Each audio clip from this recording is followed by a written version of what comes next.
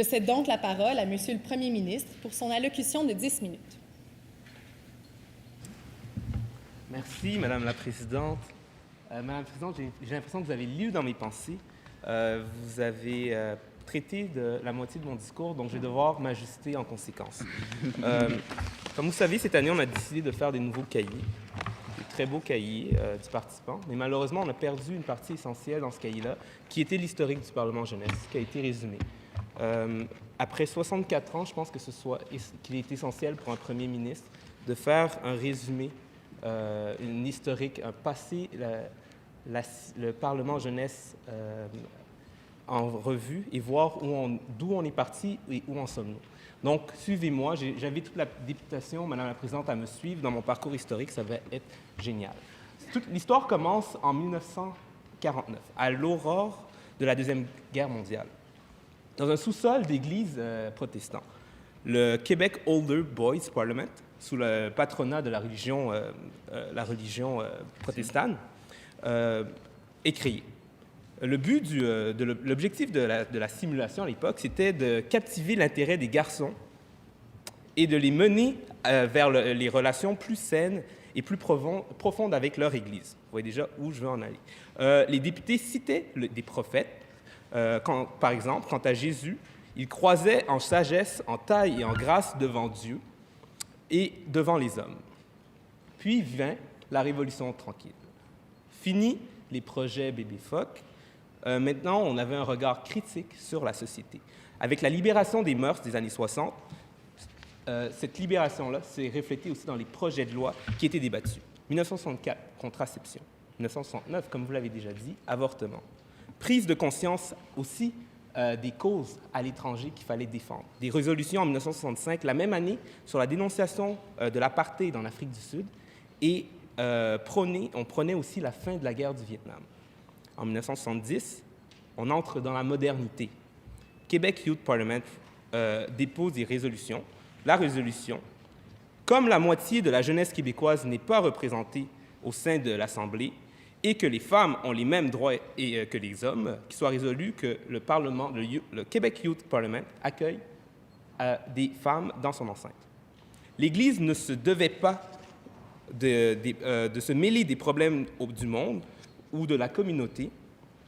Elle devait se concentrer uniquement sur le développement spirituel de l'homme. C'était des résolutions, les débats qu'ils avaient dans les années 70. En 1975, on a décidé d'amener la laïcité au sein du Parlement jeunesse. On remplace tous les termes chrétiens, Christian, par morale, et les débats deviennent des débats de société.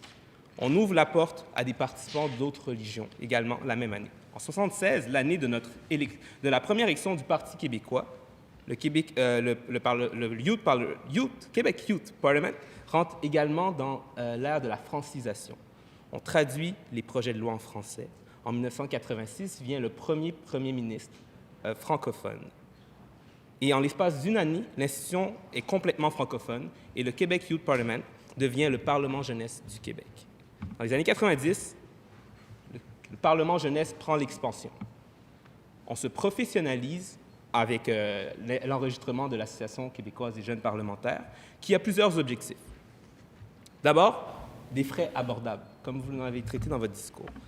Assurer la pérennité de l'organisation, qui devient essentielle au sein de l'institution. Assurer la formation de sa relève aussi. Mais l'aspect aussi important, puis je pense qu'on a oublié cet aspect-là, était sur le plan logistique d'assurer un accompagnement de la multitude des parlements régionaux qui étaient créés à l'époque. Montérégie, centre du Québec, Montréal, et aussi des parlements étrangers, Belgique. En d'autres mots, d'une organisation religieuse, nous sommes devenus une organisation qui se disait faire de la politique sans parti pris. D'un boys club, nous sommes devenus le Parlement jeunesse, une organisation à parité des sexes, avec 2 présidentes cette année pour la première fois. D'une organisation conservatrice, nous visons aujourd'hui à atteindre la parité également de les orientations sexuelles. On y arrivera peut-être un jour. D'une organisation religieuse, nous sommes devenus une secte politique. Non, excusez-moi. Nous sommes devenus critiques sur le monde et sur notre société. D'organisation formée à 100% blanche, pour la première fois, nous avons un premier ministre néo-québécois. d'organisation montréalocentristes. Nous avons, cette année, dépassé nos frais de transport, malgré les politiques que nous avons votées, mais c'est pour le bien fondé de la simulation et pour sa représentativité régionale. D'organisations formées de jeunes de leur temps, à l'époque, qui parlaient de religion, qui parlaient aussi de projets fascistes, sexistes qui étaient à l'époque. Nous sommes devenus une organisation visionnaire qui font des projets de loi pour les 10, 20, 30 prochaines années. Ça, c'était les fleurs, Madame la Présidente. Comme bon PGKiste, je pense qu'après 64 ans, il faut se poser des questions sur notre association. Il faut faire un peu un travail critique qui est à l'essence même d'un bon PGKiste. Je pose quelques questions que je ne répondrai pas, parce que sinon, on serait encore là pour une autre heure, Madame la Présidente. Donc d'abord, nous avons tellement de sujets tabous maintenant qu'on peut se demander que le fait d'avoir mis autant de propos antiparlementaires et autant de sujets tabous ne revient pas aussi à avoir mis en place une certaine ligne de parti au sein de notre organisation. C'est une question que je pose. Où est passé l'anglais au sein de cette institution? C'est quasiment devenu un tabou de parler en anglais ici, alors que cette organisation a été créée par des anglophones. Sommes-nous vraiment représentatifs du Québec? Avons-nous vraiment atteint la parité et la représentativité que nous voulions avoir? C'est des questions que je pose, Madame la Présidente. Ces questions sont essentielles d'être posées parce que nous sommes une organisation qui est critique. Et je pense qu'on doit toujours faire un travail de réflexivité, soit se poser la question de où en sommes-nous, d'où on vient, mais où en sommes-nous dans notre organisation. Je vais finir, Madame la Présidente, par vous dire qu'est-ce qu'un bon PGKiste pour moi en 2013-2014. Vous savez que j'ai toujours des belles analogies à vous faire, Madame la Présidente, j'adore faire ça. N'en déplaise à la députée Lagueux, je pense qu'un bon PGKiste, une bonne PGKiste, est un samouraï, Madame la Présidente. Pour trois raisons très importantes. D'abord, il y a le sacrifice. Ensuite, il y a l'honneur. Et finalement, il y a la capacité à oser. D'abord, le sacrifice. Nous avons sacrifié énormément de temps pour cette organisation-là.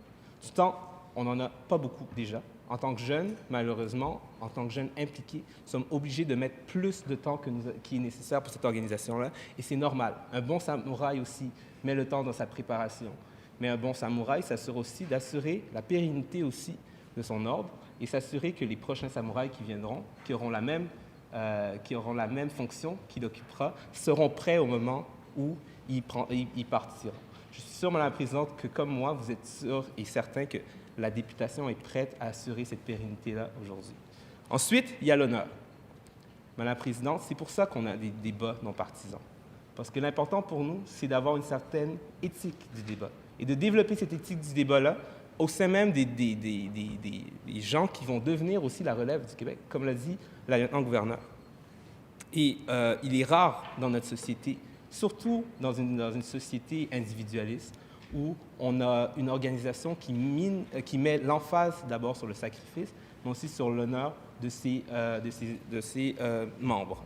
Et finalement, la capacité à oser, Madame la Présidente. Il y a un proverbe que j'adore. Et vous savez, j'ai fondé un club de débat. Ici aussi, le logo de mon club de débat. Sapere aude. Et l'audace d'utiliser ton propre entendement. C'est Kant qui disait ça. Dans cette formule, Kant voulait s'assurer qu'un individu qui est réellement libre est quelqu'un qui ose mettre de côté a priori, tous les discours ambiants et s'assurer sur chaque enjeu, avoir un discours critique. Et c'est l'exercice que j'inviterais la députation à faire aujourd'hui. Malheureusement, j'ai du temps. Donc, je vais clore mon discours, Madame la Présidente, avec un poème. Je crois qu'il représente bien l'organisation, le PJQ, où il en est. Oui, ça s'en vient. Avant de clore mon discours sur ce poème, Madame la Présidente, j'inviterai la députation à être extrêmement critique sur elle-même et sur ce qu'elle voit dans l'organisation. Parce qu'on a l'air parfait, on a l'air beau de même, mais il y a encore énormément de projets à entreprendre au Parlement jeunesse. Puis pour moi, c'est ce qui est l'essentiel. En 2014, le Parlement jeunesse est devenu un pont pour créer des nouveaux projets. Comme je vous le disais, nous n'avons plus de PJ régionaux. Je ne l'ai peut-être pas dit, mais maintenant je vous le dis. Nous n'avons plus de PJ régionaux. Nous avons des députés qui viennent de partout au Québec. Puis mon espoir, c'est lorsque je reviendrai dans 5-6 ans, qu'on me dise qu'il y a des députés issus de PJ régionaux qui ont été formés parce qu'ils sont venus au Parlement jeunesse, comme on le faisait à la bonne vieille époque, avant qu'on se renferme sur nous-mêmes, puis qu'on décide de trop devenir professionnel, trop s'ancrer dans notre organisation n'est pas saine non plus. Donc j'invite tous les députés qui viennent de l'extérieur de Montréal à partir des projets, à partir des parlements jeunesse, parce que c'est comme ça qu'on assure l'expansion et qu'on véhicule le message qui est le nôtre, soit d'oser, d'oser et d'oser. Finalement, ce poème tant attendu, c'est un poème de William Ernest Henley. Je ne sais pas si vous savez qui c'est. Je vous le dirai à la fin. Vous verrez que ce poème-là est de rigueur et reflète, comme je le disais, l'organisation, mais aussi quelqu'un de très connu qui est décédé il y a quelques jours. Dans les ténèbres qui m'enserrent, noir comme un puits où l'on se noie, je rends grâce au Dieu quel qu'il soit, pour mon âme invincible et fière. Dans de cruelles circonstances, je n'ai ni gémi, ni pleuré. Meurtri par cette existence, je suis debout, bien que blessé. En ce lieu de colère et de pleurs, se profile l'ombre de la mort. Et je sais que ce que me réserve le sort, mais je suis et je serai sans peur. Aussi étroit soit le chemin, nombreux les châtiments infâmes, je suis le maître de mon destin, je suis le capitaine de mon âme. Et ce poème reflète exactement ce qu'est le Parlement jeunesse en 2014. Merci beaucoup, Madame la Présidente. Bonne simulation.